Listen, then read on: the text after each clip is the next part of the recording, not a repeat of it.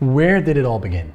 Yeah, so there was a point in my life where I had been struggling with a lot of my own issues. I used to be bulimic. I used to have sort of crippling anxiety and paranoia and derealization. And I noticed that there was this pattern in my life where I would continue to sort of just regress to this interesting mean that was just so prevalent within my life. And no matter what I did, I couldn't really push past this ceiling in my life. And so I began to study neuropsychology. So I studied neuropsychology for 3 years, and then I wanted to study more than just neuroscience and psychology. So I went to philosophy. Studied philosophy and now I have my dual major actually in neuropsychology and philosophy from school, and been studying each for quite a while now. And alongside that, I've been studying analytical psychology from Carl Jung. Obviously, guys, Nick knows this, but just so you guys know.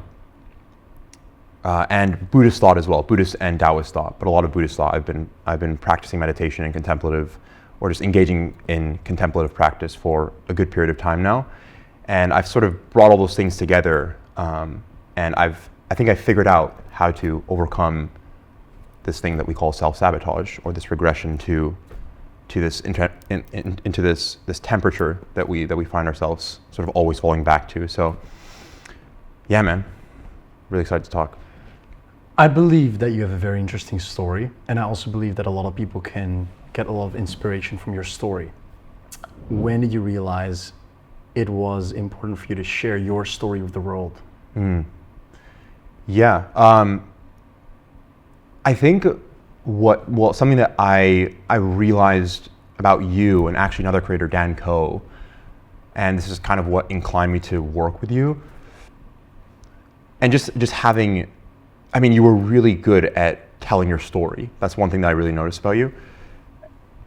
And not just your story, but also your ideological viewpoints just about everything in the world. It was very clear that it was interesting, Nick, because I felt like I knew who you were before I actually started working with you. I remember actually telling a very good friend of mine, Tori, she's my closer now, and just a very good friend. And I remember her telling me, actually, funny enough, because she saw your brand as well.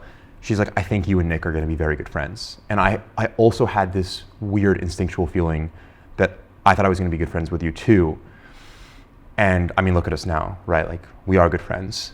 And the only reason why I even bought into the Standard, and once known as Grow Acquisition, and I'm excited to talk about that too, that transition, it's very cool, was because I felt like I knew you. And I think this goes to the importance of this notion that and this recurring motif that you've now surfaced a lot while I've been here in Cannes, France, this idea of the founder brand and the importance of just having, there's obviously so many things to talk about here, but one thing I want to surface and sort of point towards first is these companies like Monster and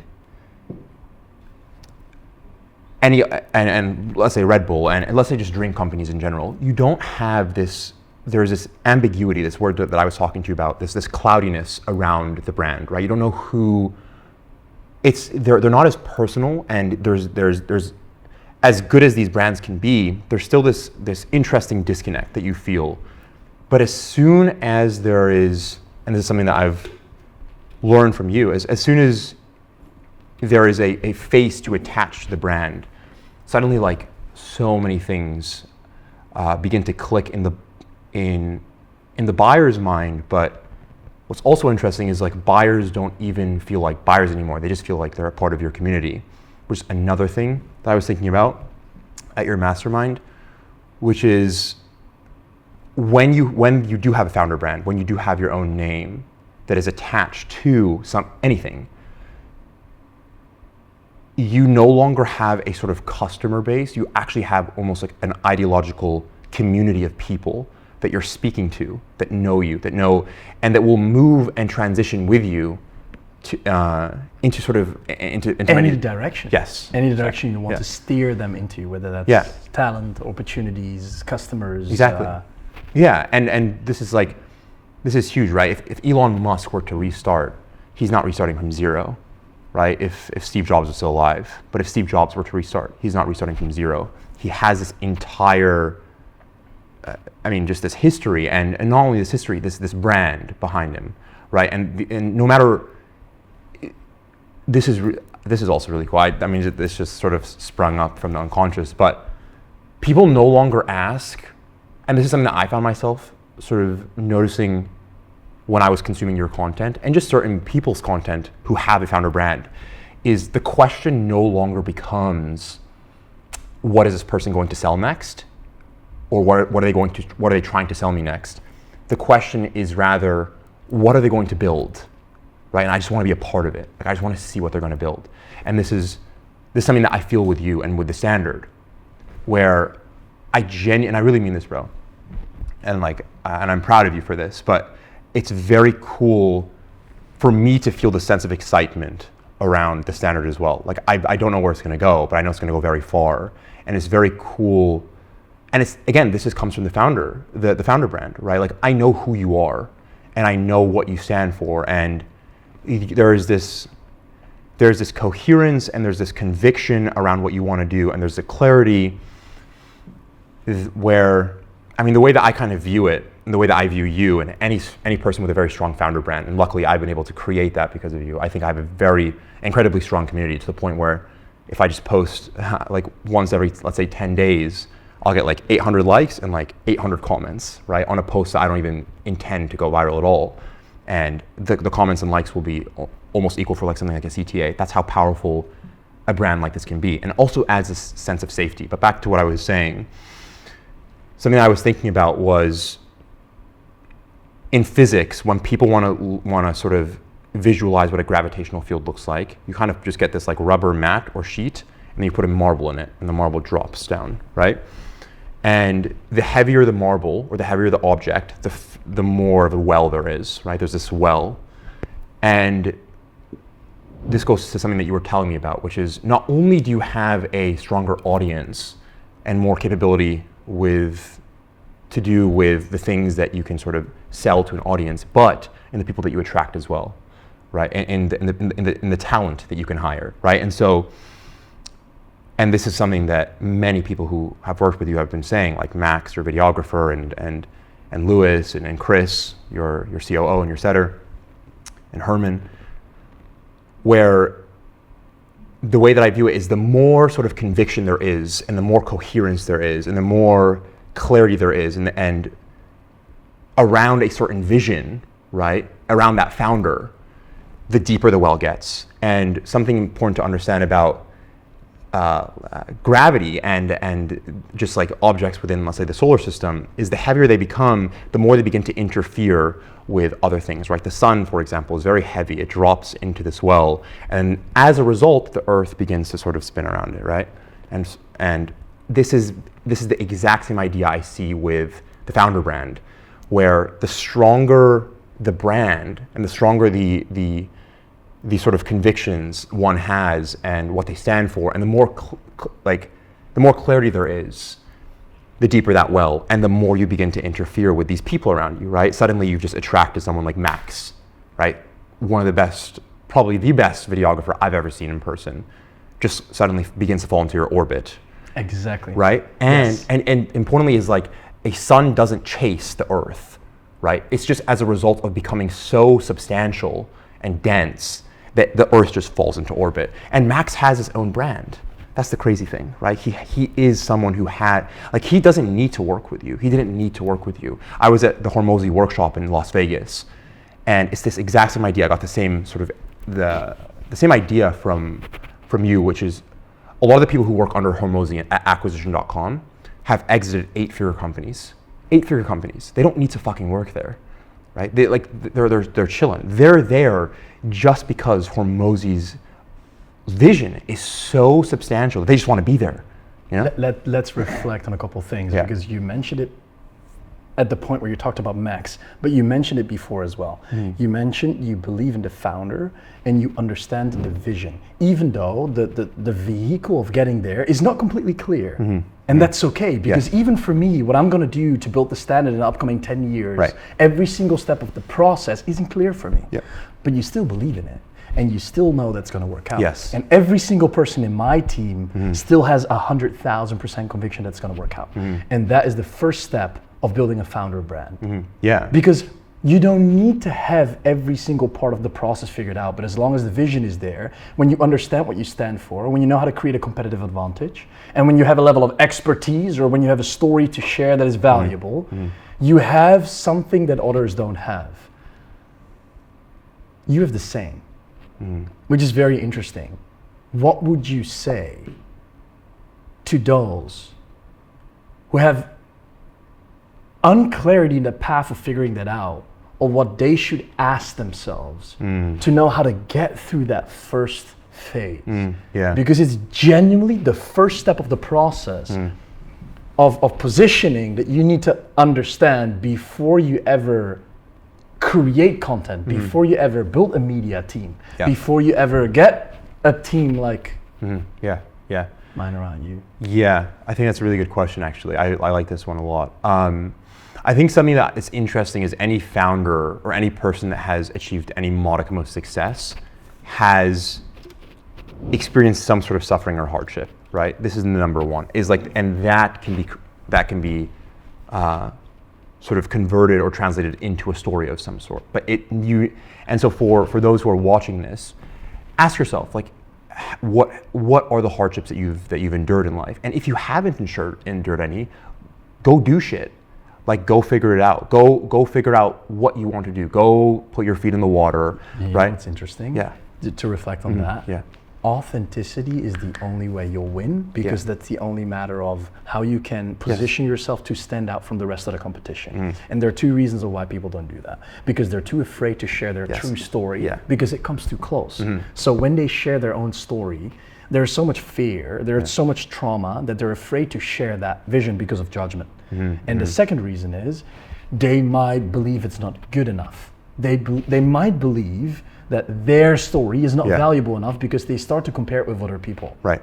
Yes. But story is subjective. Yes. It never has a point. 100%. And because of that, you technically don't take the action to do it, which is preventing you from being authentic because you believe that another story is more valuable. And you try to take things from other people constantly, which is why you build a brand that is not completely authentic. And it's hard for people, you know, like in all honesty, like when I started to build my brand, even in the beginning, I sometimes felt like I was playing a character, because I had a hard time sharing who I really was, and I was fearful to share everything about me online. And that's very painful.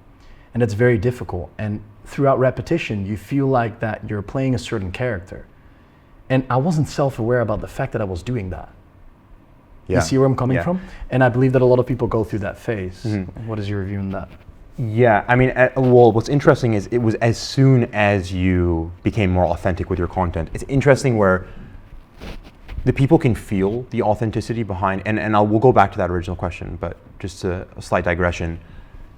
It's very interesting where people can feel, there's something about authentic energy and intention, this word intention that I love, that you kept sort of using, intention. It's very hard to have something that can move people in a way if the intention isn't authentic, right? If it doesn't come from an authentic place. When you're posting something, when you're speaking about your story, again, if there's a fear, number one is if the story is fabricated, right? If it's just not real, it's very interesting. I mean, number one is people who are watching this can immediately or hopefully sense that both of us there is a level of authenticity to both of us, right? And that we've actually just endured shit. And there's really not much that we're hiding here. We tell our stories. We've shown the world the things that we've suffered through. And in doing so, there is this level of resonance that you build with your community as well. And so back to this original question, right? One thing that I said was, you need to go do shit, you need to go endure hardship. But the other thing is there's always, and like you said, a lot of people are afraid that, I haven't endured enough hardship, or I haven't gone through enough yet. I don't think that's necessarily always true. And I do think that people often downplay their worth and their stories. And I think it's very sad as well, right? Like even in your community calls, it's very interesting to see how people think that there's this massive difference between people like us and people like them, right? That they must have this thing that and oftentimes they have it, but they haven't tapped into that, into whatever that was, perhaps because of fear, because they might not want to actually look into those parts of their past. But yes, to create a story around that and to create a story around themselves. And I think, but this key thing of what is the struggle, right? And this goes to the things that we develop and give to people, is it always came from something that we had to deal with ourselves, that we overcame. And then and to be able to weave that into some sort of coherent story is what provides, again, this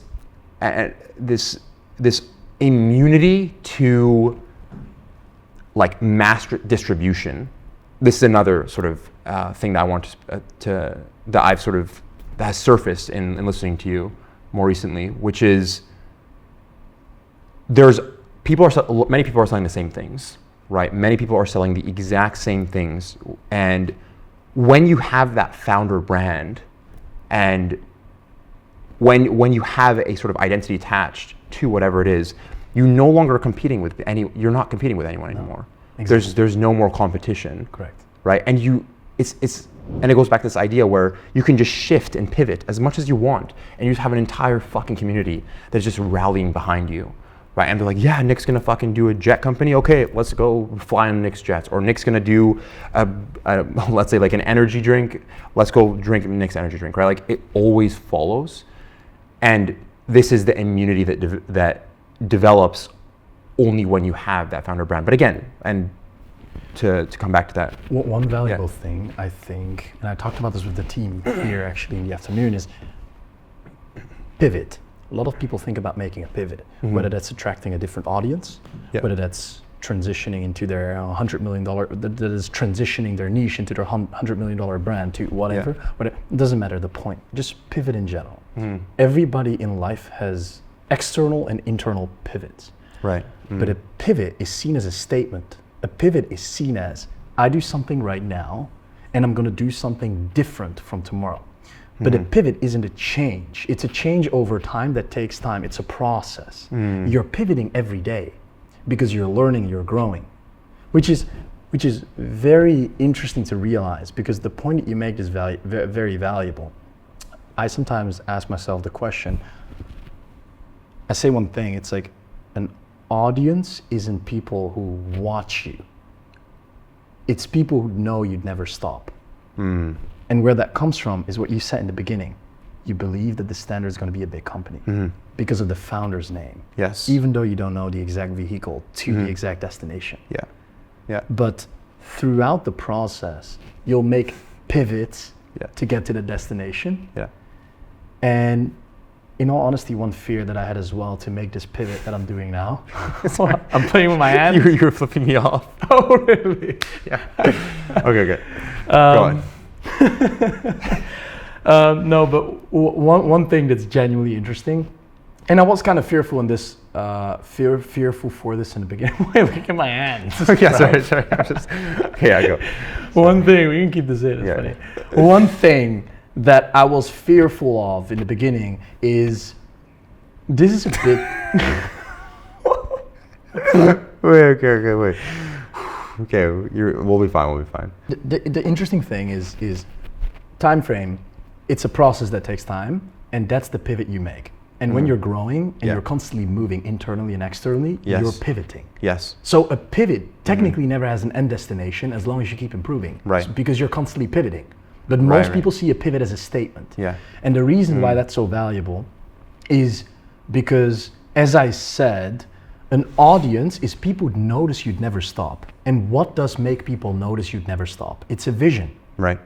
Yes. And it's like that gravitational well, right? Exactly, because that's why Max is my creative director. Yes. That's why Lewis is my COO. That is why Chris is my They just want strategist. to be there. It's really cool. They want to be there just because they see the vision of the Standard. Yes. And they understand that the founder's name, based on what I've built up in the past and my experience and my knowledge and data, Yeah. is the reason why they have the conviction and the fact that this works. Yes. And that is the first step in the first place. Mm-hmm. And that's a very interesting concept, Yeah. because then we see that the full cycle becomes a full moon. Yeah. It recycles back to the main point. Yeah. And to what you were saying, I mean, two things. One is this idea: when somebody rallies for themselves, people will begin to rally for you, Yes. right? And it's clear when you say this word vision, where when you are so convicted in your own vision and so sure that this is whatever it is that you want to do, that it's going to happen, it's very interesting where people, it just creates this well, right? It's this, you create this very dense ball of energy where everything that surrounds it just falls into place and just begins to orbit and orbit and orbit. And the denser that vision is, the greater the people. I mean, first of all, like, and this is interesting, where the denser the vision is, the denser the objects around it begin to, like the planet Jupiter, this is the very largest planet in the solar system, right? You have like multiple Jupiters now because your vision has become so dense. It's become larger than the sun, let's say, where now you have people like Max as a Jupiter, right? Yes. And then you have sort of Lewis, like a Saturn. Yes. And just beginning to orbit you. And so yes, this idea of vision and making it clear, right? I think this is something that's also that I've a huge takeaway from all of this is to make your vision clear to your team, to your audience, because people want to know and people like to know, and to give them some sort of, especially with your team too. Like I just hearing Lewis talk and hearing Max talk about why they're along with you. The recurring motif and theme was Nick just has this vision that's so clear, and we just want to be there, right? Like Lewis worked at where was Goldman Sachs? Was it JP Morgan? JP Morgan, yeah, and like that's very like high standing, right? Yes. And like for him to fall into orbit, you must have had, again, he saw the vision and he felt it, and the vision that you had was, again, just so substantial that people, again, just fell into orbit. That's number one. And the second thing I wanted to mention was this idea of pivoting. And we were talking about this in the car, where you were saying like it's on this time frame where there's this constant change and there's no direct statement, and also naturally the time frame on which you sort of set certain goals will have a substantial impact on the decisions that you make within your company. This Absolutely. is fucking massive. It's huge. It's huge, right? Because like, again, if I have the goal, a short-term goal right now of, let's say, just doing like 350K next month or 500K next month, the decisions that I'm going to make might be very rash. They might get me there, right? I could just spam story sequences and I could spam content. They might get me there. But again, what does that actually do in the long term versus, yeah, go on. And the reflection that I've seen most, if people have a monetary goal, their goal is most likely short-term.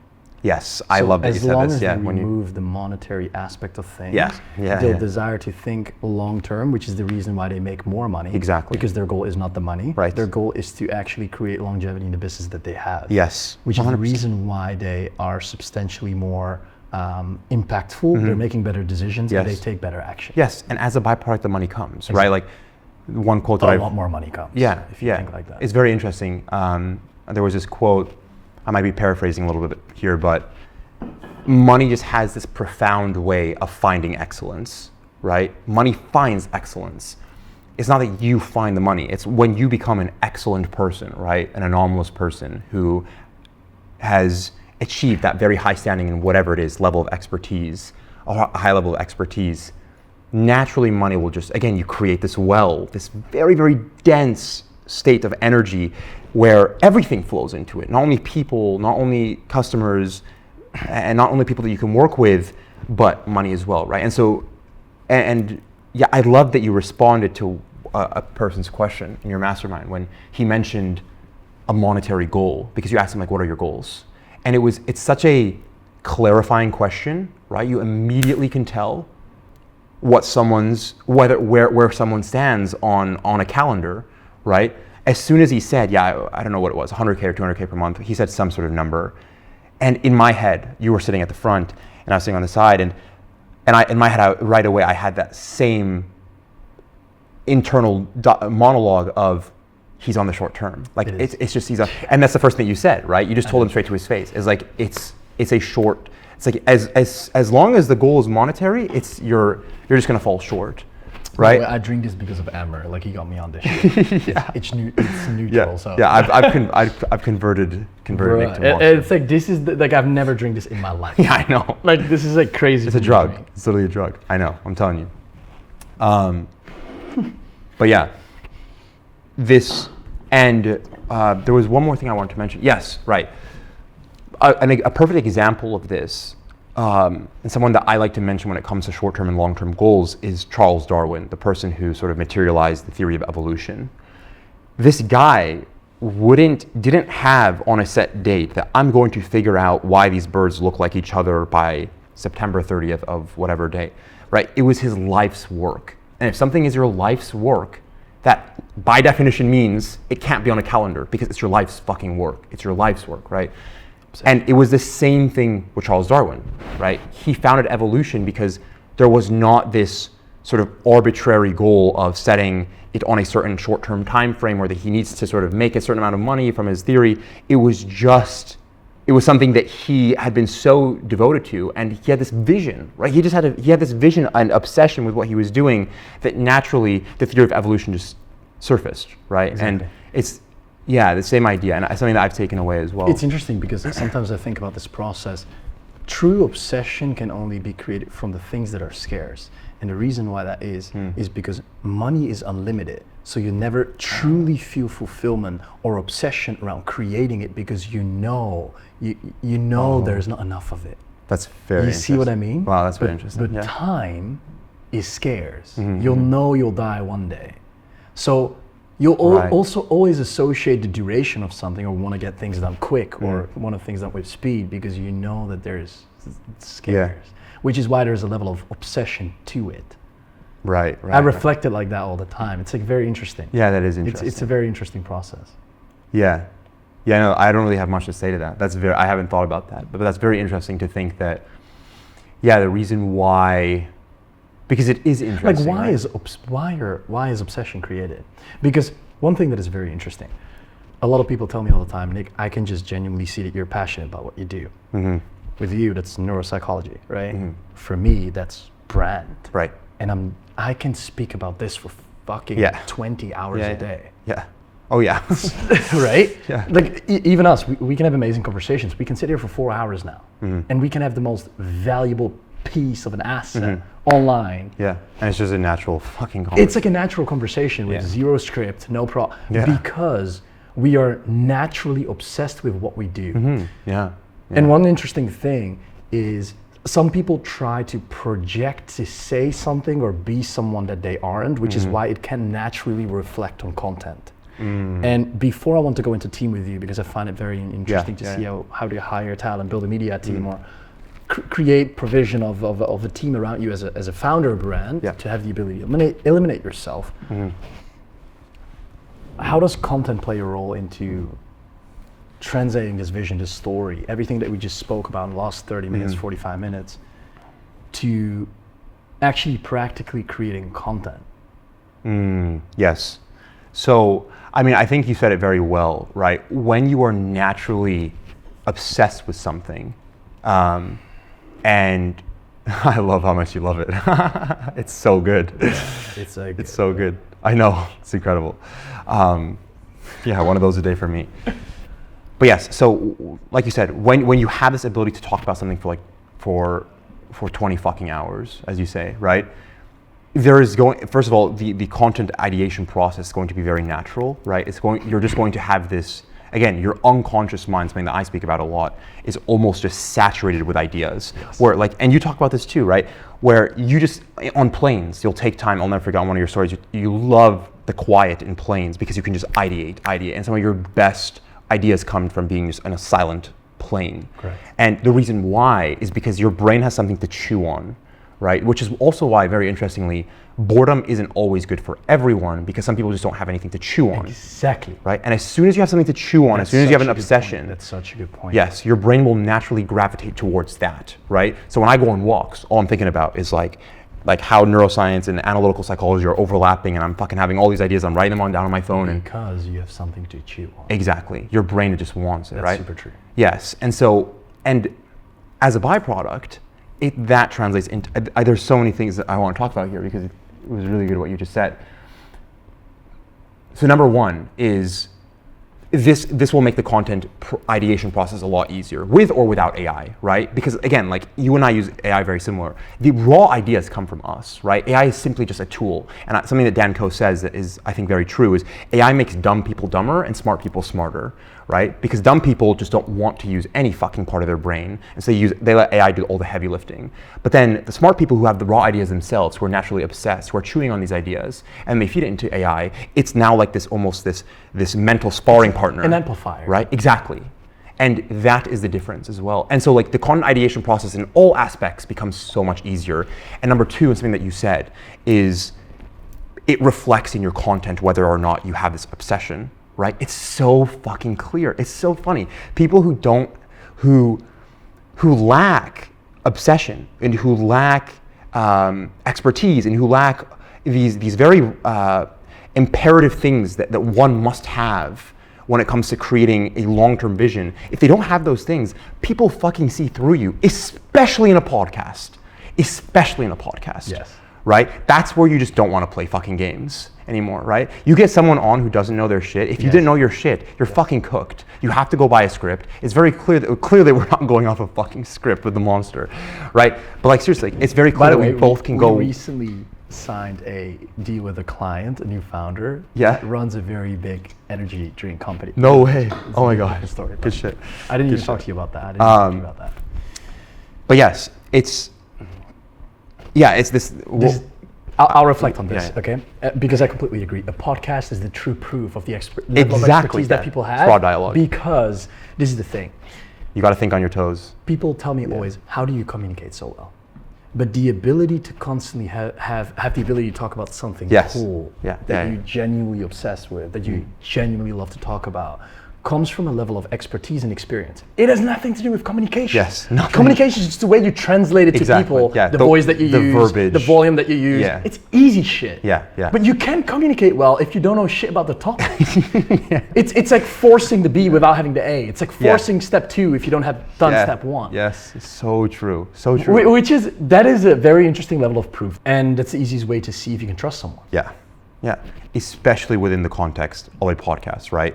Where you are forced, again, like a podcast is, and just to go back to what you were saying, right? When you are forced to, when you and I right now are almost like sparring, Yes. right? We're having this mental sparring session, back and forth and back and forth.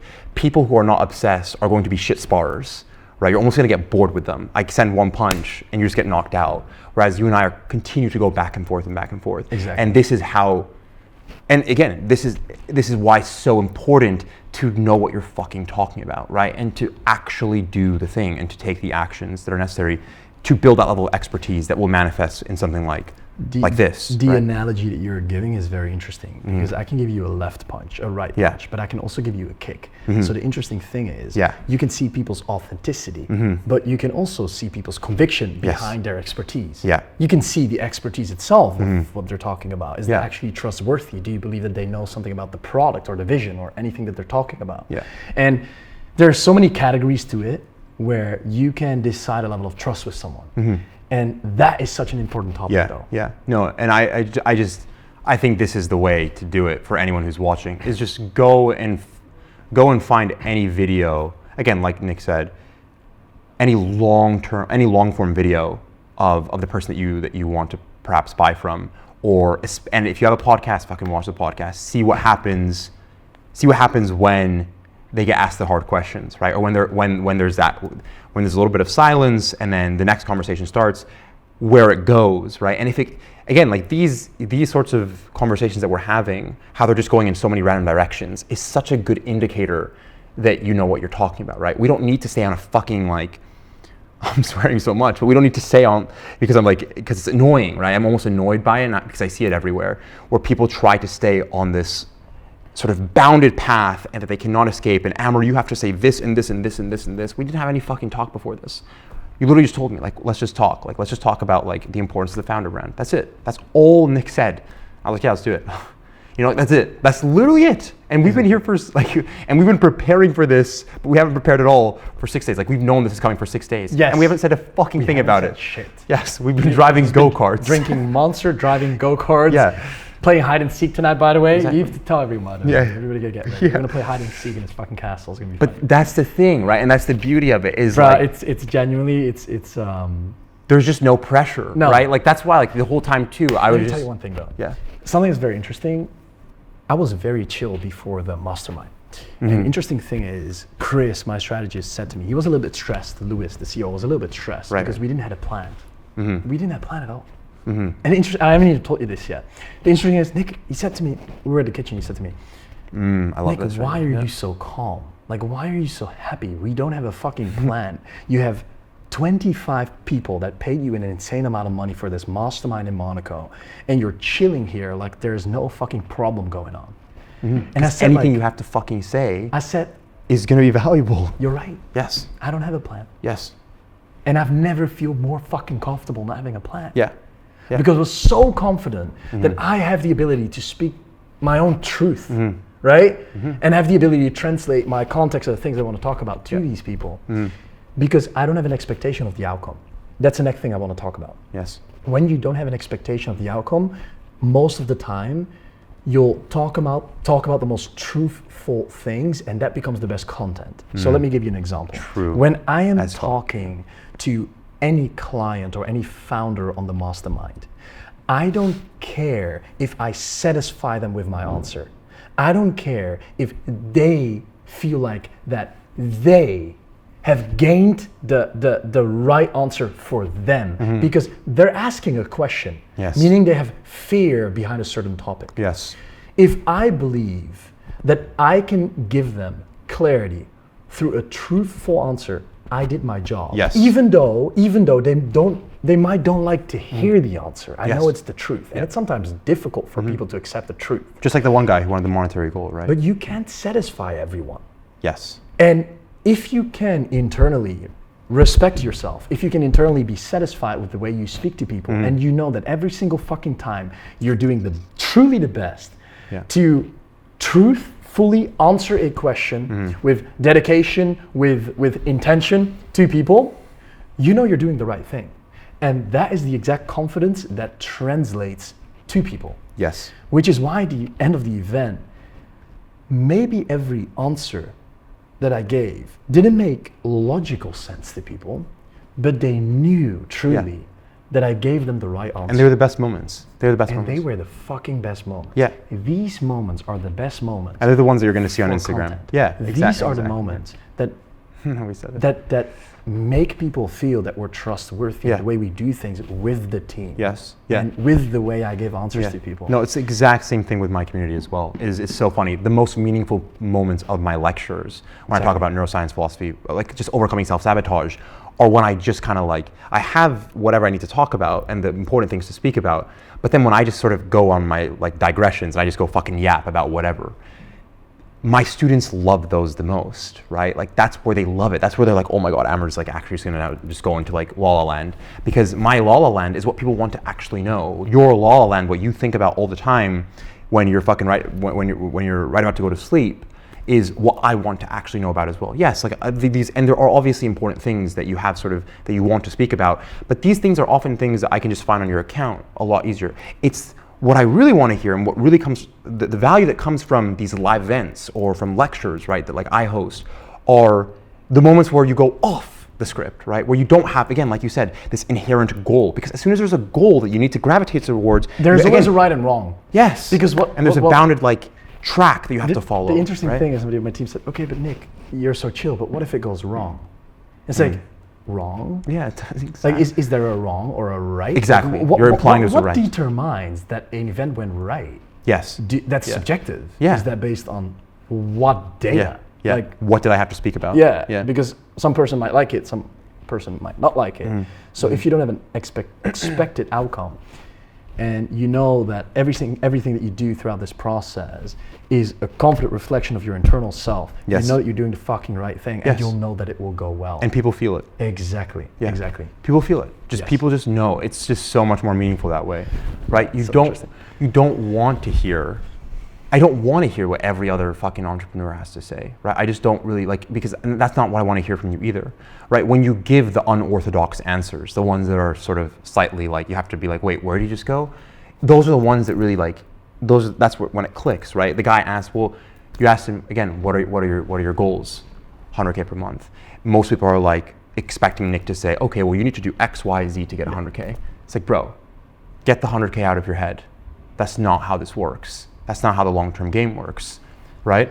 And that's, again, it's and then you just went on a little like digression and riff, and you just start to yap a little bit on that. And then that's where everyone was just resonating, right? And even when you had to point to me in the audience, a lot of the times, right, maybe I was supposed to give a certain answer, but I've also learned this as well, where when I just want to talk, like when I was talking to them and giving an answer to one of the guys who was asking me a question, what the fitness offer, right? I'm going to give just my raw, honest opinion, Yeah. right? And that's where I think, again, if that's not the answer that he wanted to hear, then that's not the answer that he wanted to hear. But you'll also notice that like it's a quality of a more mature mind where, and this is, I'm so glad that I just mentioned that, because something just clicked, was another thing that you said, where the reason why you ask questions in the first place is because there's this reality testing aspect to them. Like you don't want to just know. You were saying this, I think it was, you were saying it to a person who asked a question next to your dad, I remember. And you were saying the reason why I need outside perspectives, because if I only take the perspective, my internal perspective, it's going to be self-confirming and self-validating, right? And I'm just going to be like, okay, this is correct, this is correct, this is correct, or this is wrong, this is wrong, this is wrong. You need that intruder from the outside to kind of cut you in your tracks and be like, wait. It's like 100K per month isn't the goal, you know? Do you see what I'm saying? Yes. And that's the importance of questions. And again, the mature mind, someone who does have that sort of mature outlook, when they ask the question, they shouldn't be looking for what they want to hear. The best way to create content is not to solve people's problem or show them the exact game plan, because it's subjective as fuck, even though they believe there's one path, which is absolutely not reality. It's just a lie. Yes. The best content isn't showing people the path, because when you do that with a breakdown or anything related to that, you're trying to solve their problem. The best way to create content is by talking about perspectives and principles.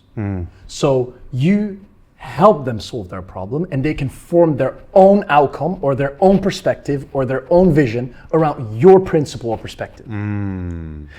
Which is why if you want to talk about your expertise or you want to talk about your story, you provide a principle or a perspective on it. Right. You don't provide a pathway or a breakdown on it. Because a pathway or a breakdown, it's subjective as fuck. Yeah. You can't, there is no one path for success for any single person. Can you give like an example? Desired situation for any single person. When we do this podcast, we constantly talk about a perspective or a principle. Yeah. We don't break it down in a way where there's one path for success. Right. And the interesting thing about content, if you want to become very good at content and build a founder brand, you need to share perspective and principles. Because if you do that, you'll be instantly seen as an authority. Because you talk about the expertise and the way you bring it to the people. And the problem with this is what most people do in their content is they try to solve other people's problems. They try to provide the solution for other people's problems, which is a logically right thought. The reason why it's wrong is because you can't solve anybody's problem. The only thing that you can do is you can provide them principles and perspectives for them to realize how they can take these and implement that into their own life and business situation for them to solve their own problems. Right, because problems are inherently individual. Principle and perspective is just subjective. Yes. I might say something, and person A views it one way, and person B views it another way, even though it's valuable for both. Yes, yeah. Which is why it's so fucking valuable. And that is exactly the answer to having the ability to attract a broader market.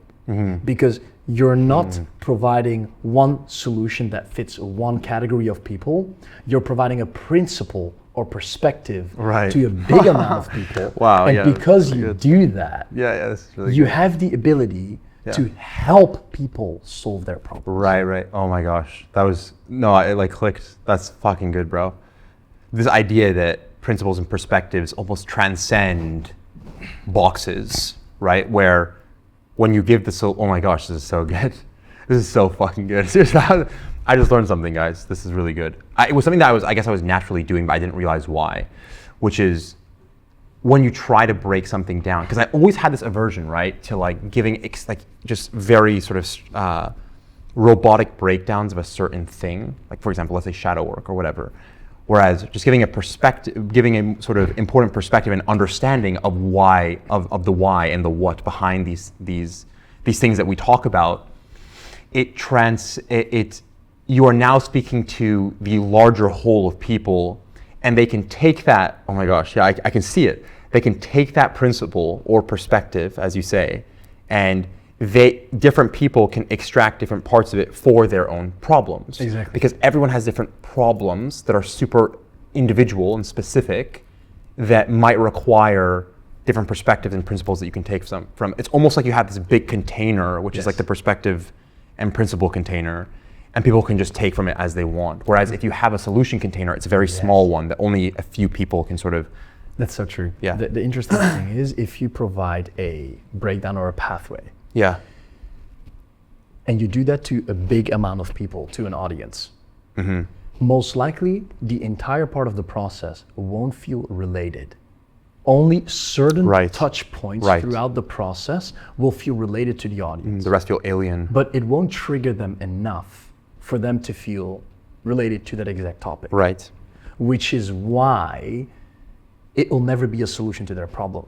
But a principle is something, or a perspective is something people take their own way. Yes. So it's something you can bend. It's something you can adjust. Malleable, yeah. And because of that, it makes people think for themselves. And what you do when you do that, you create the best content. And because you change people's perspective, belief, paradigm. You change the way they think, and you give them the confidence in yourself because you just change the way they think. Meaning they believe that you help them improve you by making you think different. And when you do that, they instantly know the exact step that they should take in their situation, even though it might be different for fucking everyone with the same principle that you spoke about. Right. And that's what makes certain, there's so many things are clicking, because I guess this is also what makes certain creators so addicting to watch. And there's this, you just want more. When somebody has this ability to change your perspective constantly. Correct. You want more of that, you know, like it's a very emotional experience to have your perspective changed, right? You're like, oh shit, like, wait, like that guy, he's right about X, Y, or Z.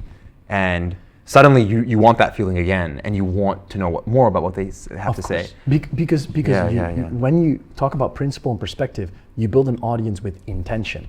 Because you're not repeating the same breakdown or pathway constantly. If you repeat the same breakdown or pathway constantly, what you need is not the same amount of people and retain the same amount of people. That's not a process that happens. It's you need constant new people to be attached to that breakdown or pathway. But when it's a principle, and when it's a perspective, you can get new people, but the existing people want to continuously keep learning from that same person because it's constantly improving. And it's constantly changing. It's constantly adapting. It never stagnates.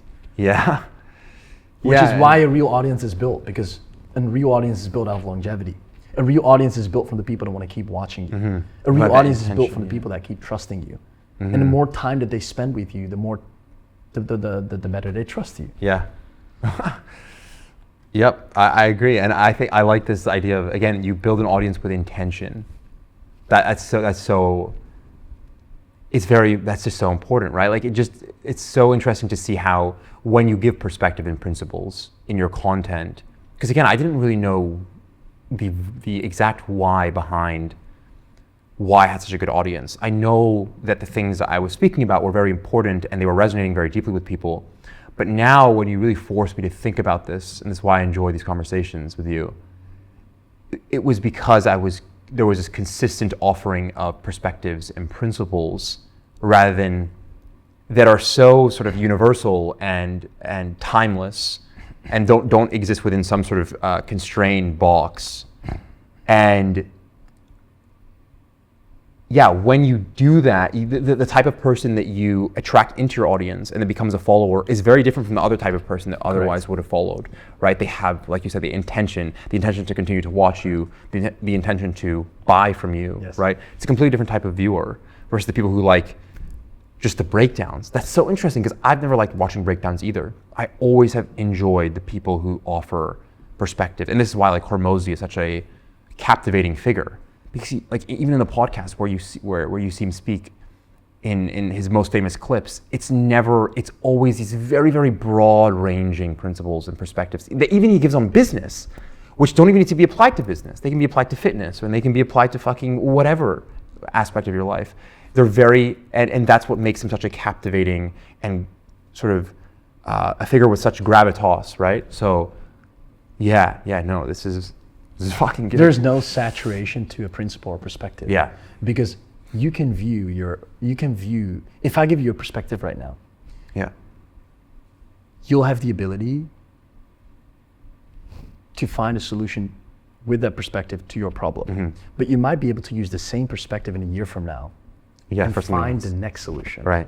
But if I give you a pathway or a breakdown, you'll be able to find a one-off solution. Right. Yes. It's a Lego Because piece that only fits. When you improve, you'll never be able to benefit from that same pathway. Right.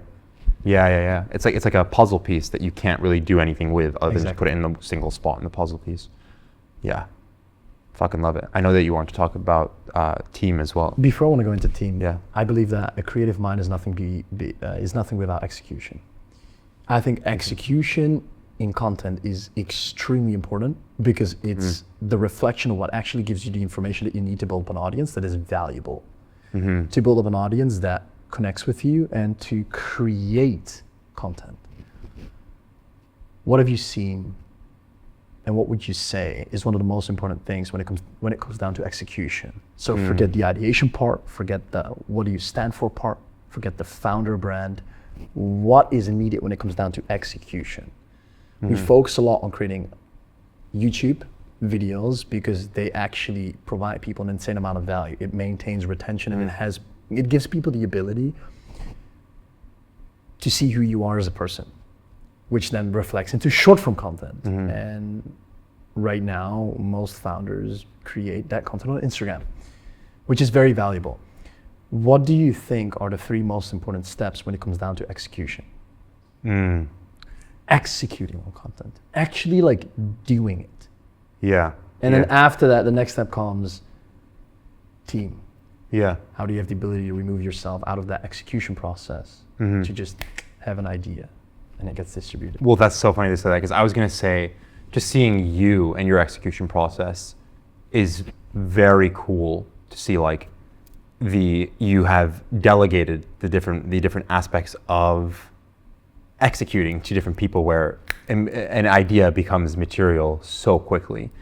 I think before you get to that stage, and I think, when it comes to the pure execution part, I think systems are important to have some, and this is what you talked to me about as well, to have some sort of system from pure idea that you just think about and you write in your notepad to the actual filming of the video. And I mean, this can vary for the individual, but finding the correct types of formats and finding, again, what is working and what isn't working and just hammering down on what's working, again, in an effective way.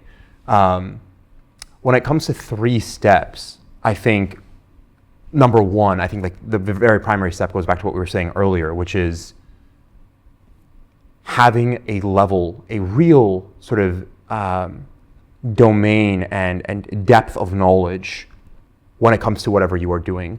This will lead to the natural arising of thoughts and things and something to chew on. Satisfaction in ideas. Exactly, yes. And that is step 1. Is like you can, like, again, just it cringes me out so much when people who don't have any expertise are just like asking AI, give me 100 ideas on like branding or whatever it is. It's just like, no. It's build your knowledge base, actually take action, which is a part of the execution, right? To build that knowledge base, that's very important and imperative to have. And then from there, you'll have something to chew on while you're bored and while you're sort of taking a shit or whatever. And then naturally that will lead to the next step.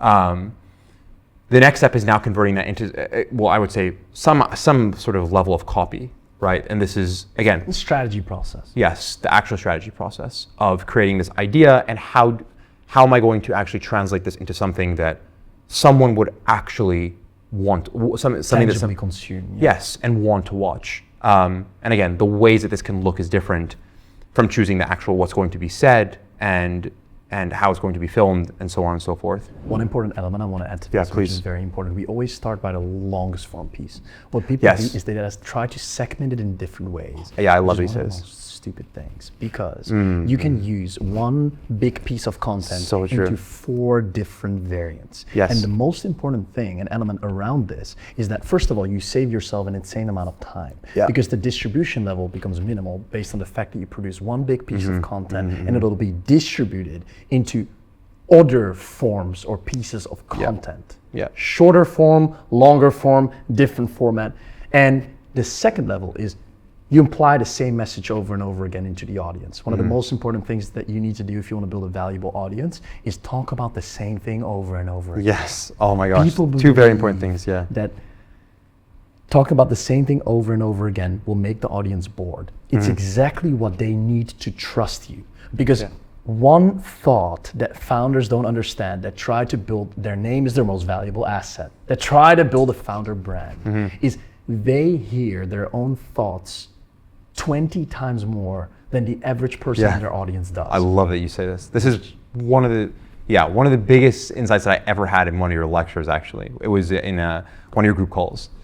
And you were just telling, because it was actually when I had a fear, it was something that an idea that I coined is this idea of the identity thermostat, which is sort of whatever temperature your identity is set to, your sort of outer world, meaning like the amount of money that you have in your wallet, the amount of fat that you have on your body, what your relationships look like, all of those will always come back to whatever temperature you're set to. You increase the temperature of your identity, meaning you just sort of change your fundamental self-beliefs that are unconscious. And naturally, as a result, your outer world changes, right? Everything that you have here, right? This insane villa and the people that work with you and the relationships that you have are all a manifest symptom of who you are on a very, very foundational level, right? You are, and the beliefs that you have about yourself, right? And that's just how, over time, you sort of increase this temperature of who Nick is, and then the outer world followed, right? This is the identity thermostat. And so I remember thinking, I wrote writing about this and starting to post, and I was like, fuck, like, am I posting a little bit too much now? Like, is this going too much? And I remember it was right when I was thinking that. It was so weird how this worked, but I was listening to you in one of your group calls, and you were like, guys, you will get bored of your ideas way fucking faster than your audience ever will get bored of them. Like, it's gonna require something. If you think it's gonna require 10 times for your audience to get bored of it, right? Or like, you say like, it requires 10 times as much for your audience to get bored of it before you get bored of it, right? Because again, you have this very construed perspective that is just actually not true. You think that this thing has been repeated so much. You're on television, yeah. Exactly. Where you think that your audience gets bored of it. And something important that you said is, when you are repeatedly pushing out a certain idea to your audience, there's going to be this question that's going to surface in their head time and time again, which is, what is this thing that this person's talking about? Like, what is this idea that Aamer's talking about so much? Like, I just fucking need to know.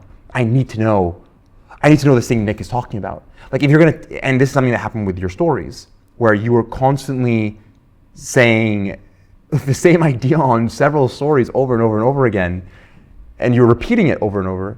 And there was a point where I was like, okay, like, I just need to know what this guy's talking about.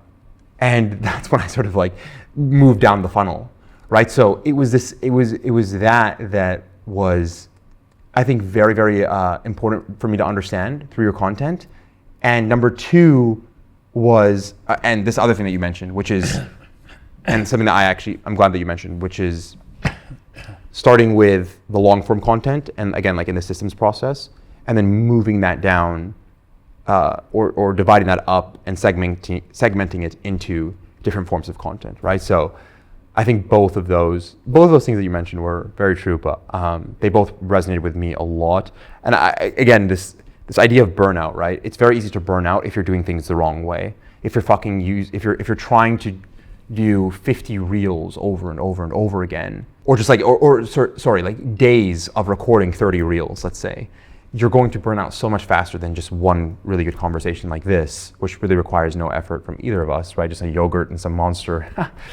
And that's all we really fucking need, right? And this is gonna be everywhere, right? And this is gonna feed a lot of content for a long time. So the level of distribution of longevity will be immense. Yeah, and it will create an impact for a very long time. Yes, an impact on you as a human being as well, right? Like we both know this, right? Like it's hard. It can be hard to just fucking be producing non-stop. We are now producing an occasional asset. This is something you don't do every day. And it creates longevity for a longer period of time. It creates a moat. It creates it's a big boost, which is very interesting, right? Mm-hmm. And you also obviously have recurring content, which is continuously posts to amplify one belief into the audience mind. Yeah. I think that the third step is very interesting. The third point is quality. Mm-hmm.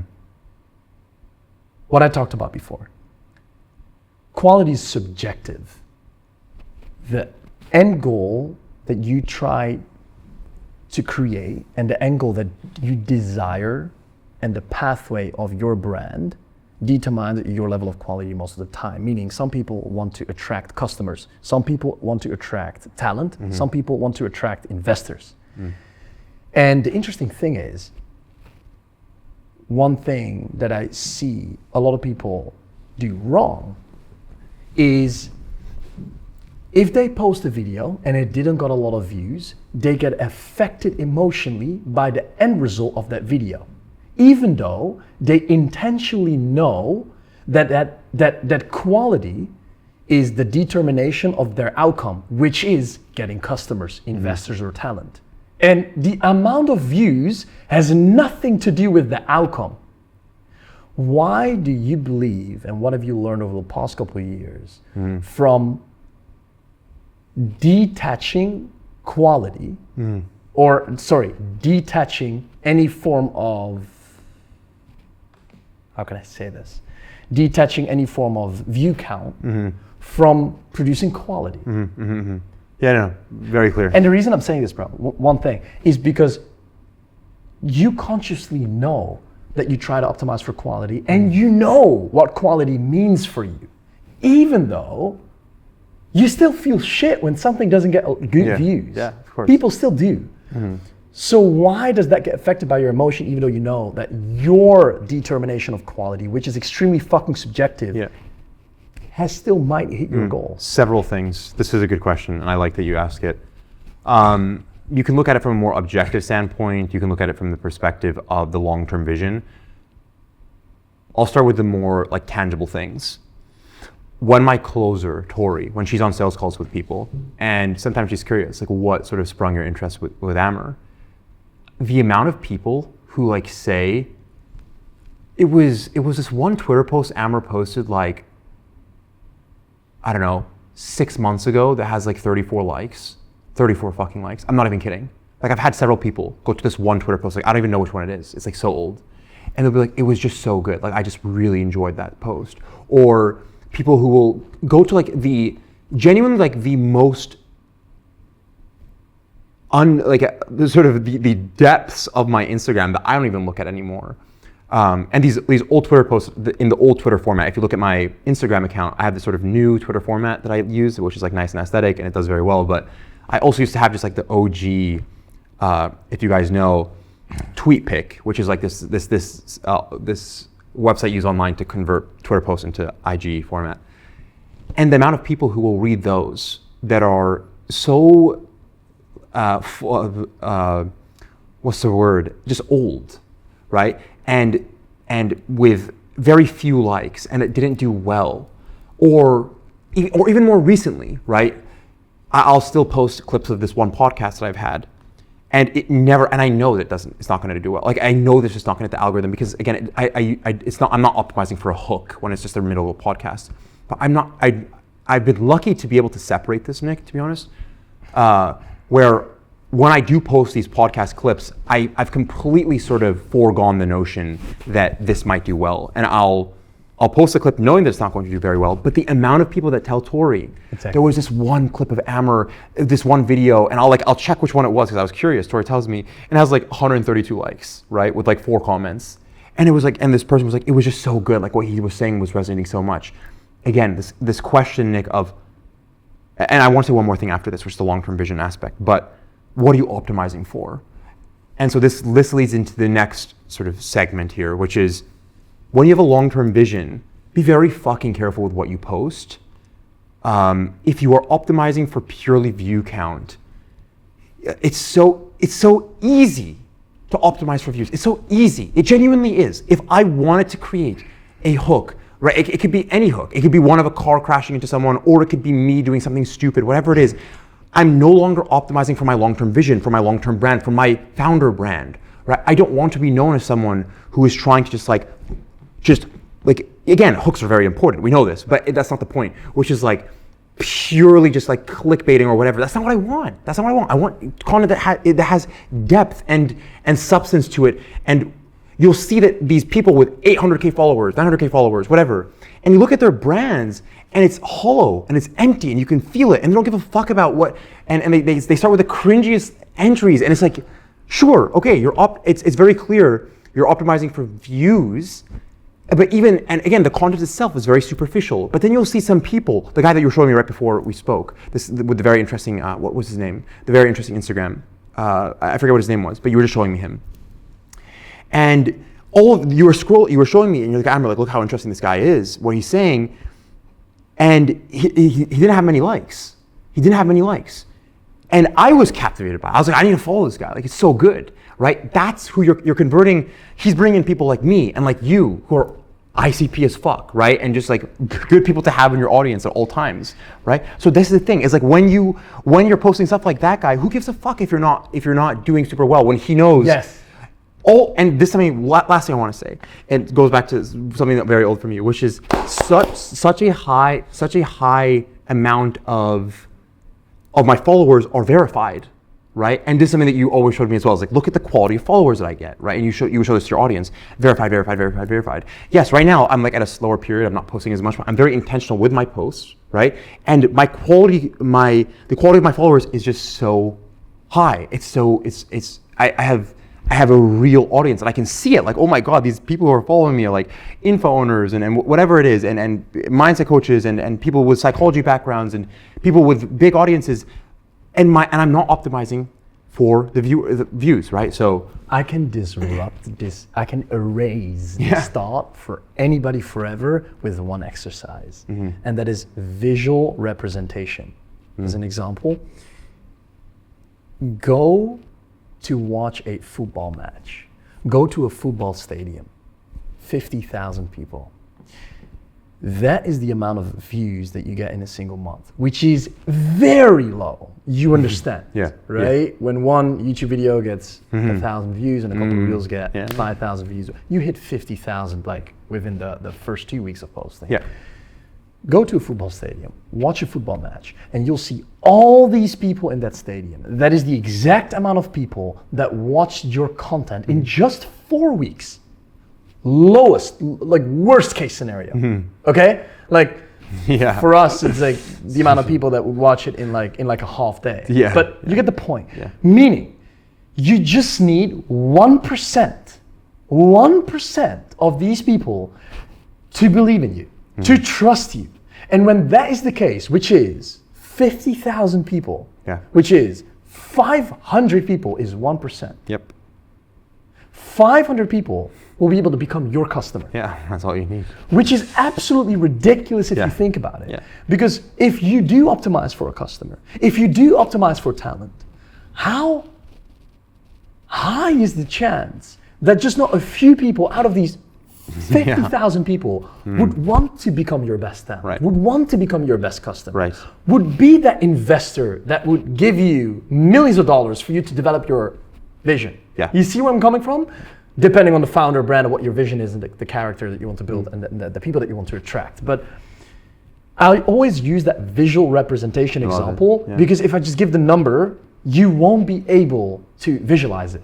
When you experience it, it's the best form. Yes. Right? Yes. Visual is the second best form, and then the wording is the third best form of actual depth. And what's the first? The way you observe. Experience. Oh, like experience, if you actually do it live, it's like the gotcha. best. Yes. And the interesting thing is, you just have to say the right thing that your audience cares about, and you have to be fully aligned with the message that you want to represent to your audience. So if you want to attract that talent, you need to be very clear in the way you speak about certain things. One thing I want to talk about is the thing that you focus on attracts what you want. It's the easiest thing. I'll give you a perfect example. There was a period in time with our founder brand, especially like prior and like a year, 1.5 years ago, we spend around 90% of our attention into how good something looks, into the editing variant of it, into the color grading, into the angles. And the compliments that we got and the feedback that we got from our audience is, oh wow, I see how much time Nick spends and develops on his production side of things. Yeah. Ouch. And 10% of the time, 10% of the time we spend on the actual wording and value of the video.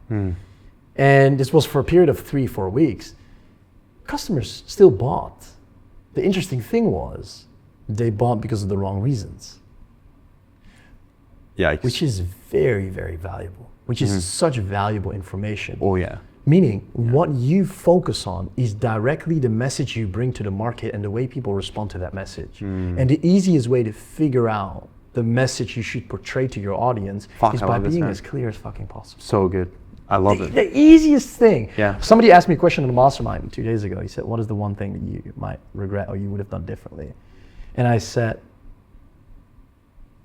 directly speaking about the things that I wanted to talk about.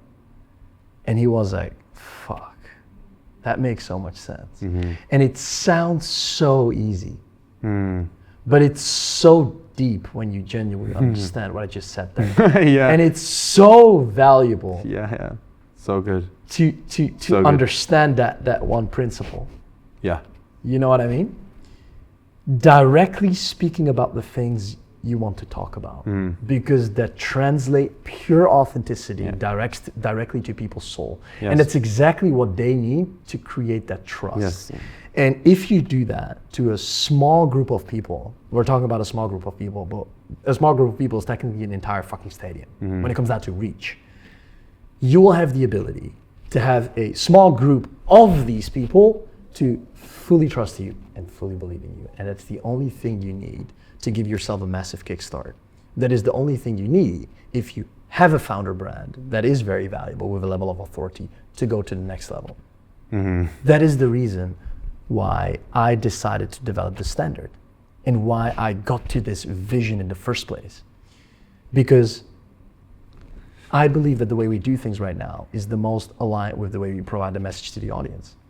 And it's most aligned with where we're currently at in the business. Fuck yeah, bro. No, there's a lot of things to say there. I'll take it in the order they came. One was, I think, I like this visual that you use of the stadium, and I think this experience that you used. And what's also important is, again, depending on what you're optimizing for, the people in that stadium change, right? So when your content is intentional and has substance and depth, it's now an audience full of 50,000 entrepreneurs versus an audience full of people who are complimenting you for how nice your color grading is, right? There's a huge fucking difference. Yes. Nobody wants an audience of 50,000 people who like how your colors look, right? Sure, it's nice to have nice colors, but nobody, like, that's not what we want. Whereas, and this is why intention is so huge, and again, back to separating and creating this dichotomy between views received and quality of the content. High quality content with time will bring you that audience of 50,000 really just good people to have yourself surrounded by in a stadium, right? Yes. So this is like number two, is not only is it the fact that you have so many people and that you have to convert a small amount of them, but also who are those people who are watching in the first place, right? So important. Third point, you also have the ability to change people's mind of the existing people already in that stadium. Yeah. Which is the most important thing. Because people believe if they change their message to their audience, they completely start from scratch because they need to attract a whole new audience, which is complete fucking bullshit. Because because you have a founder brand, people don't just believe in your message, they believe in you. Meaning if you change your message, they'll still believe you. Yes. They'll believe the message. Yes. Which is why think about certain thoughts when it comes down to pivotal changes in the way the market moves, or in the belief that you have around the market, or the change in the type of people that you want to attract. It doesn't have to be difficult. You just have to be as clear and concise as possible. Say what you want to give to say. people the right fucking expectation. Yeah. Into knowing what you want, what you desire, so they understand if they fucking like it or they don't. And that's exactly what you fucking need. Yeah. You don't want to be liked by everyone. That's the worst thing. The reason you ask yourself the question, why can't I stand out? It's because you're neutral. It's because your message speaks to absolutely everyone. It's because your message kind of satisfies everyone. It doesn't make people feel embarrassed. It doesn't make people feel sad, but at the same time, it doesn't make people feel fulfilled. It doesn't make them powerful 100%. and feel intentional. The day that there's this one quote that I love. Bro, this Your is like your shit. your brand, your personal brand or brand begins only the day that you post something you know people will hate. That's the day that it starts. Yes. And there are so many people who never even reach that day. They're too scared to say something that they know people will hate. And if you look at any person with a very strong brand, they say so much contrarian shit that they know is going to stir feathers and ruffle feathers, right? But who gives a fuck? Bro, the amount of people who people that hate both of us, I'm sure. Yes. They just think that we're absolute fucking like idiots. Just saying stupid things. 100%. But it's they're out there. But that's the day. As long as you're appealing to the audience, you're appealing to nobody, right? As long as you're appealing, and it only begins when you have that one thing that you want to say, and you're like, oh shit, like people aren't gonna like this, and it's like that's when it People starts. don't understand that. They believe that when they start to create content, they start to build their personal brand. Which is so fucking bullshit. Yeah. No. You create content that has nothing to do with the fact that you create your brand. Yes, two very different things. Let's define content and brand. Let's define brand. Yeah. Brand is the thought process and the beliefs that people have the moment they hear your name. Oh, I love it. I was gonna say something very similar. Yeah. What are the expectations someone has in their head when they hear your What name? is the things they associate you with? So good, bro. The thought process they gain in their head and the belief in the feeling that they get the moment they hear your name. Yes. And when you don't have an answer to that direct question, you most likely have a very undefined brand. Yes. And if you can find the answer to that question yourself, how can you expect other people to find a question to that answer? Yeah. Which is the reason why you create content, which is the reason why you don't have a brand. Yeah. Which is the reason why you most likely look just like everybody else because you do the work, but you create content. Which is the reason why you have a hard time standing out because you don't have a fucking brand. Exactly. And then you'll never have this immunity to the market, right? And just in general, you'll again, just this like very typical cliche that people use, but it's just very true. People don't buy coaching, they buy coaches, right? Like you can get fitness coaching, just let's use something as prevalent as fitness coaching, right? Nobody gives a fuck about the program. Like nobody cares. It's always, people get it because of the coach. People will just be like, I want to work with that guy. He's fucking cool. He says stuff that I agree with. Yes, it's the brand. It's the brand, right? Just like a very and it's just like, again, you see this motif just surface everywhere, right? It's just that there is such a stark difference between, like you said, like something like content and just putting out content and the expectations people have when they think of the word Aamer Janbei or Nick Setting, right? Like what question? You're someone that knows me really well because we're spending a decent amount of time together. Yeah. One of the main things that a lot of people said on the mastermind yesterday 2 days ago was the way you operate with your team is absolutely insane. I blew Yeah. my mind because they can feel the energy around the team and around the brand. What do you believe is needed to translate that brand view, that founder brand, to your team? So good. So they're aligned. Yeah. What is the playbook Such a good question. for a team to operate based on your standard, your expectations, but not only that, also your vision, so they can execute? Right. Yeah. I like this question a lot. And I think it's very cool. You've made it very clear. Again, it goes back to this question of how do we make this ball in the middle of this field as dense and heavy as possible? How do we bring as many things into it? And number one is clarity. You are extremely, extremely clear when it comes to your expectations. I'm just going to be very tangible so the audience kind of understands as well. But everyone on your team knows exactly where you want to go and where you're going to go, right? Even if you pivot, they right now know what's in your head. There's no ambiguity there. There's no cloud. There's no screen. It is this. I can ask Herman, I can ask Chris, I can ask Lewis, I can ask anyone on your team, Isaiah, whoever it is, and I can ask, what does Nick want? And they'll just give me a perfect answer. And I bet they'll give me the exact same answer. This is where Nick wants, this is where he wants to be, this is how long he wants it to be, this is exactly how he wants it to look, blah, X by Z, this is what his Miro board looks like, whatever. You're very clear. So this is number one, is there should not be any level of ambiguity or cloudiness around a vision. Your team needs to know, right? And so it's very clear, and your entire team said this, right? Max, there's a level of clarity that you bring to your team, and something that I've noticed with you that's extremely motivating as well, which is I just want to talk to my team now. I saw that and I was like, fuck, I need to talk to Mitch, I need to talk to Tori, I need to talk to my COO and my closer and my setter, and I need to tell them guys, this is where I want to go, and this is what it looks like, and this is what my Miro board, Miro board looks like. That's I think that's probably the most important thing. And that's number one, is having that. Number two, I would say, is conviction. What is the energy that you're bringing behind this? You are always again, you have this gravitas and this sort of this aura, right, around you, really, you do, where people, it's, again, this object in the center of the solar system that's so heavy that even someone like me, I just want to just I want to fall into your orbit, and I fall into your orbit, right? And it's things like that have also helped me so much with my offer and what I offer people, which is my long-term vision. And oh man, this is really good because I want to mention this.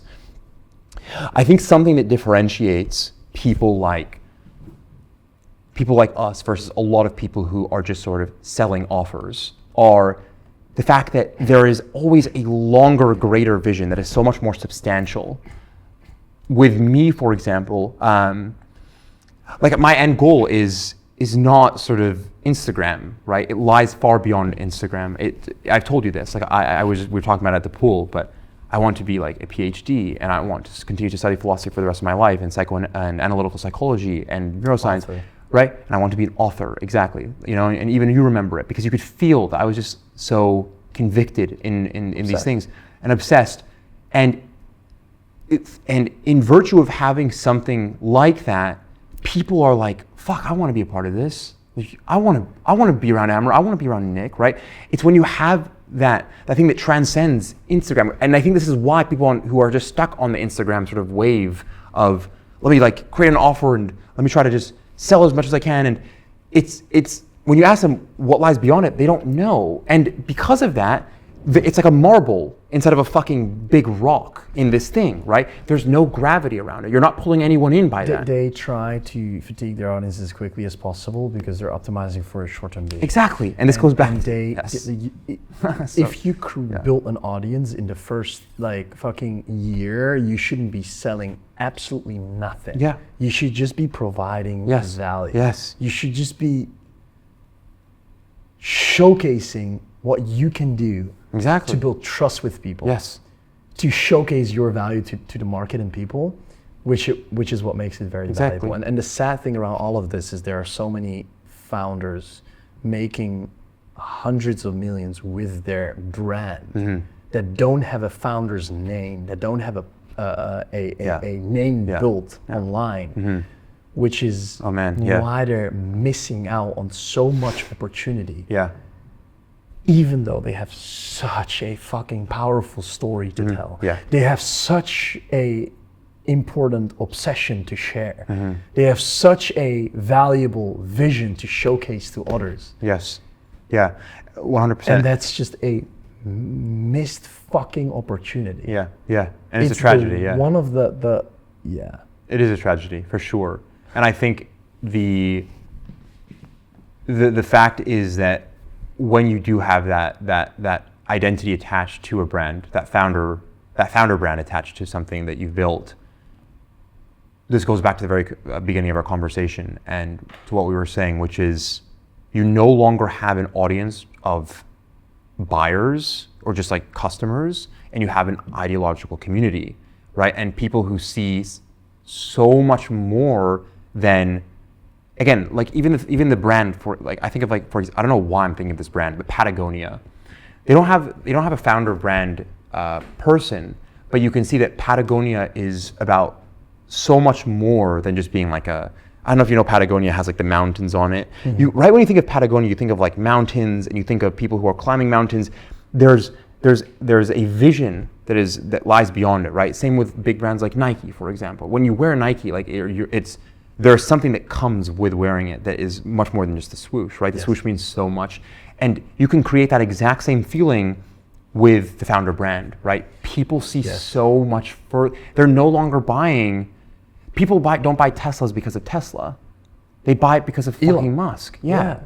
They want to be a part of that, right? That's why. And this is people, and even with Apple, right? Yeah. Even Apple workers have been like, this is a very sort of famous or well-known quote from many people who worked within the Apple headquarters, which is Steve Jobs had such I think it was like a gravitational warping field, something like that, right? Where like you would just be around him, and it seemed like time and reality were almost warped around him because he had such a powerful vision for Apple, right? Look what Apple is now, and that's what made it such a substantial thing. Right, so, It's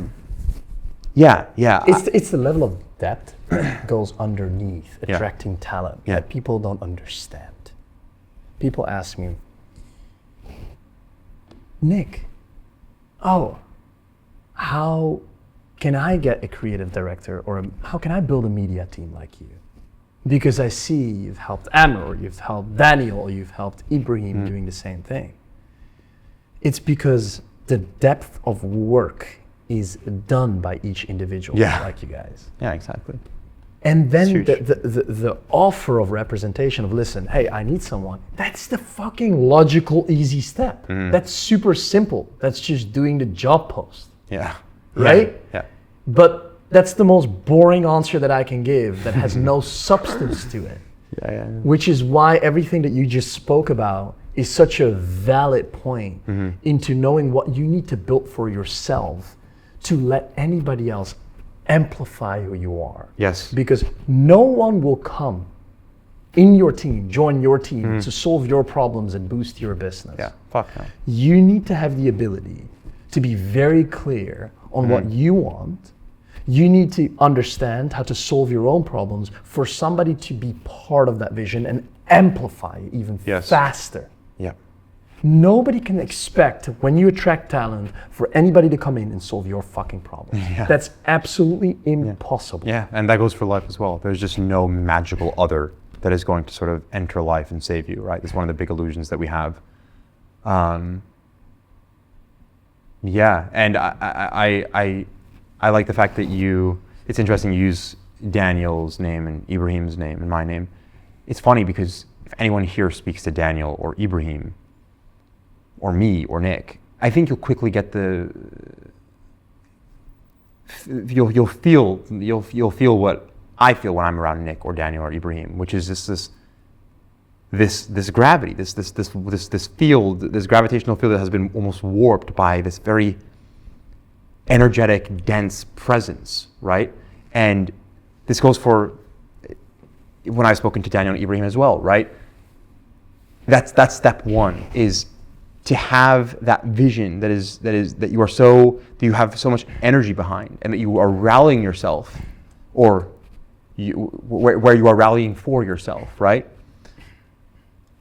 And this is just very clear with these sorts of individuals, where you can feel that with them, and they have this depth of knowledge and expertise that you just can't question at all. And same with you, right? Like, I think this podcast has been a great example of, like, your expertise, and yeah, I commend you for that. And it's just it's really cool to see. Like, it's very cool to see. Yeah. Oh yeah, man.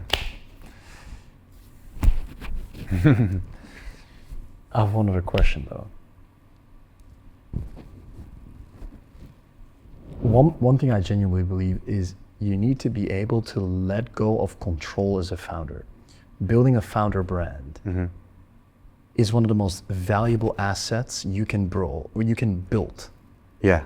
In the moment you're alive on this earth. Right. In this moment of time. Mm-hmm. Mm-hmm. Not knowing where the future goes, not Yes. knowing the history of things in this moment of time. For sure. But that means building a founder brand means, how can I represent myself as authentically as possible online to create that most valuable asset? Meaning, if I say you need to let go of control to your team, you kind of need to let go of control to yourself, because you are your founder brand. Yes. It's something I've worked on for a long time. You as well. What is something that you'd say is one of the most core important elements into letting go of this control? Mm. Because once you build this founder brand, you're attached to it, you know it's going very well, but there's going to be a point where you need to take a workload. You need to have the ability to systematize the process as well for those who desire it, and build a pool of talent around what you're doing to make it bigger. Yes. And to expand it. Yes. To a level where you take over the world with your vision. Yeah. What do you think of that? Yeah, I think this is a really good question. I think it's something that almost any entrepreneur is going to struggle with at one point in their lives, me and you included. I think there are several things. I think the first one that surfaced when you were speaking was that you need to see the other side, and you need to just, even though the waters might seem very cold and very scary to jump into, you just need to just do it and move in that direction of delegation and systematization of things. And it's a scary move, right? It is a scary pivot where, like, you're like, oh my fucking God, somebody else is going to do this for me. Like, it's not gonna be me anymore. Like, I'm just so cooked, right? But it's also very easy to be sort of thrown off or afraid if something goes wrong and revert back to just like, I need to just do this myself. People just aren't as good as me. And that's also another thing that I've struggled with in the past, which is I've given something to someone, like let's say an editor, for example, and they didn't do it as well. I'm like, okay, no, I can't do this anymore. But you just need, it's like, just wait, just sit in the water for a little bit longer. I know it's cold, I know it hurts, I know it sucks, but just sit there for just a little bit, and suddenly an edit comes up, or someone helps you with a certain aspect of the business, whatever it is that you've delegated. And you're like, wait, like, this isn't so bad. Like, that wasn't so bad. And it's like, and you're still kind of clenching around it, and you're like, but what about the next time? And with time, I think you will see by taking these slow and incremental steps, but necessary steps, it's so important for the founder brand, right? And just to be a founder, this is what it means to be a founder, is like, you cannot be using so much of your cognitive bandwidth on such like mundane tasks, right? It's something as simple as sales, right? Like, I can't imagine taking a sales call, but it was so hard for me to let go of that first, right? Like, what do you mean I can't be the person to bring people into my community because I'm the one who knows most about it. Nobody knows about neuropsychology and identity and all this stuff as much as me, so I need to sell it. But again, by taking those steps, and again, it doesn't go super well at first. It's going to be rocky, it's going to be cold, but then you realize, wait, suddenly I have all of this open bandwidth of space that I can use to think. Exactly. And just do things, and then you do it, and then you're like, wait, this is nice, and you do it again, and you do it again. Level of experience that you only get the moment you genuinely experience. Exactly, and that's what I was saying is just jump in the water, just, and it doesn't. I know it's gonna hurt, but yes, because with certain things you can only have a thought, and a thought is not as valuable as an experience. Because an experience gives you the reality. It gives you the perspective into knowing that your thought might be right sometimes or might be wrong, but you at least know the answer to it. Yes, yeah. Conceptual understanding and experiential understanding are two drastically different things, right? You can intellectually understand something and it can mean fuck all, right? And this just goes for most lessons in life, right? There are, I think Chris Williamson calls them the unteachable lessons, where you just, like, for example, money doesn't bring you happiness. Everyone's like, sure, okay, whatever. But you don't actually see that until you start making money and you're like, wait, I'm not happy, right? It's the same thing. These unteachable lessons where there is the conceptual understanding of, I understand why money wouldn't make me happy because there are other things that matter in life. But then there's it's very different to make a lot of money and to have hundreds of thousands of dollars in your bank account and still have that void, So, and this is just a sort of larger or more broad example for something specific like this, which is delegation and systematization of just like the process of having, or of just a business in general, right? Which is, yes, sure, someone can understand, it's probably like, I know it's important to delegate once, and if they do it 80% as well as you, it's time to delegate it. But it's very different to let go of something and to actually let go of it. And it's like it's your little baby that you've taken care of, and you're like, oh fuck, are they gonna kill it? And they're not gonna kill it, right? And sometimes they hurt it a little bit, and sometimes you gotta move a little bit around. You gotta give it to someone else. But I think it's very important to begin to take these very foundational, and again, just like another sort of motif that's surfacing now is, if you want to go fast, go alone. If you want to go far, go with people, right? And this is true, I think, of founders in general. A lot of people are so, again, and this just goes back to this theme that has surfaced many times now between us, which is the time frame. So many people are so stuck on this idea of quick change, of the quick money, of the quick whatever, and they just want to do it. And yes, technically, you're going to get there faster by going alone. Sure, whatever, great. But you're not going to go as far. And there's going to be a point where you just sort of fall flat on your face, and it's going to hurt a lot. Right? This is all about timing as well. Understanding what for decision to make and who to hire at what point in time. Yes, yeah. And one interesting thing I want to go into is what you said earlier. We were talking about team, and we were talking about, sometimes if an editor or a creative director doesn't perform, it's because of one reason, and this is something that a lot of people don't understand, and especially to reflect this on the audience as well. If you hire people into your team, especially your media team, there's one thing that you need to understand. First of all, you have people that take action based on your words and thoughts. These are people that just execute what you tell them to do. And there are problem solvers, people that can find a solution to problems themselves without needing your help, because they have the capability to be smart thinkers, smart labor, to figure out how that process works. But everybody in the team starts from the baseline. You can have the power and the mentality and the intrinsic, the skill to solve problems yourself, but when you have no context on the exact topic or vision, you'll never be able to get there.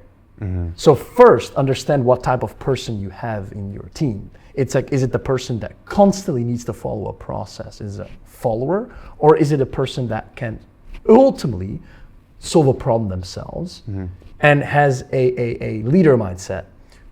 That leader mindset still starts at the bottom, and the easiest way to create longevity in a team with a creative director or an editor or any person related to this, is showcase them exactly how it's done.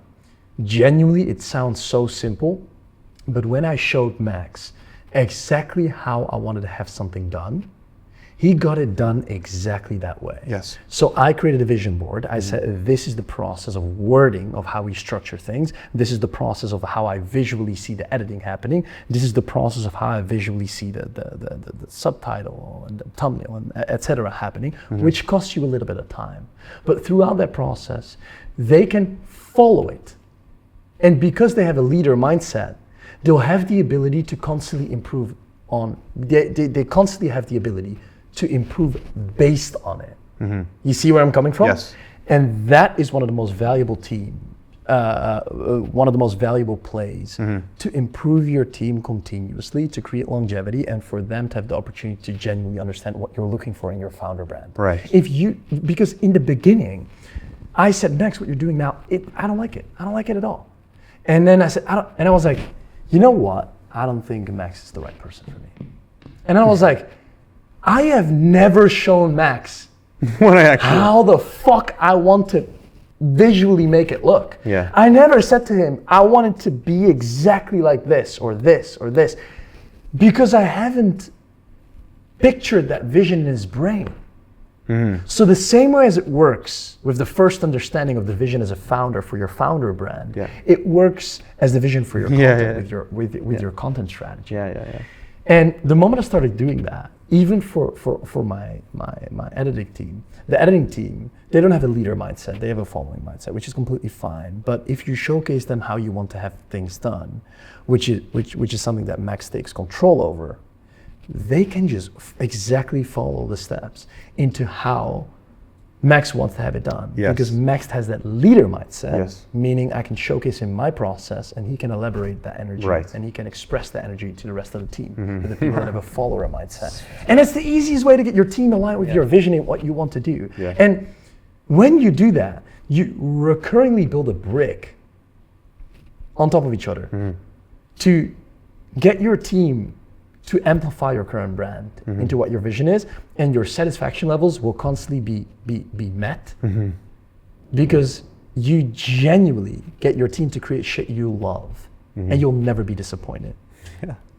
Sauce, bro. I got nothing to say. And it's such a simple thing.